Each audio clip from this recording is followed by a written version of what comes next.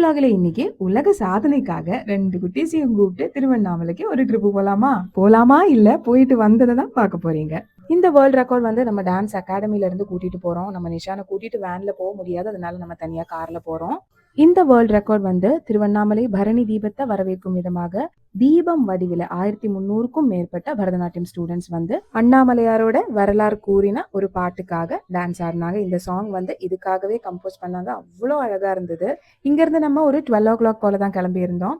கிளம்பி போகும்போது நல்ல வெயிலா தான் இருந்தது.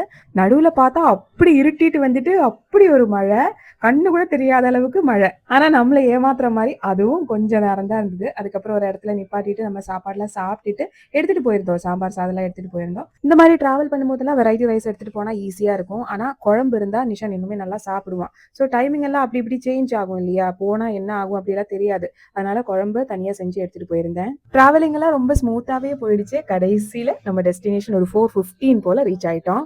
நம்ம அகாடமில இருந்து போயிருந்த வேன் வந்து நம்ம ஒரு இடத்துல பிடிச்சிட்டோம். அங்க இருந்து எல்லாருமே சேர்ந்து தான் போயிருந்தோம். போன உடனேயே நம்ம ஜஸ்ட் கொஞ்சம் போட்டோஸ் எல்லாம் எடுத்து அப்படியே உள்ள அமிச்சிட்டாங்க வாலண்டியர்ஸ் பசங்களை எல்லாம்.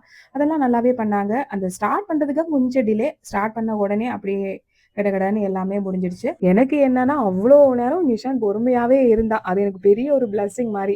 ஏன்னா ஒரு நிமிஷம் கூட சும்மா இருக்க மாட்டான். அவ்வளவுதான் 8 மணி போல ப்ரோக்ராம் முடிஞ்சிச்சு. அதுக்கப்புறம் நாங்க இட்லி எல்லாம் எடுத்துட்டு போயிருந்தோம். ஸோ அதெல்லாம் சாப்பிட்டுட்டு அப்படியே கிளம்பிட்டோம். சின்ன போர்ஷன்ஸ் வந்து நீங்களும் கண்டு பாருங்க. எப்படி இருந்ததுன்னு கண்டிப்பா கமெண்ட்ல சொல்லுங்க.